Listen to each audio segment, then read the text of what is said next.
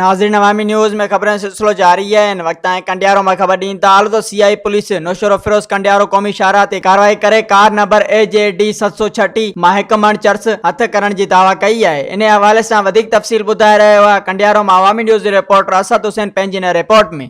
जी त नाज़रीन अवां खे बिल्कुलु ॿुधाईंदो हलां त कंडियारो में CI पुलिस नौशरो फिरोज कंडियारो क़ौमी शाहराह ते कार्रवाई करे कार नंबर AGD 736 मां हिकु मण चर्स हथ करण जी दावा कई आहे।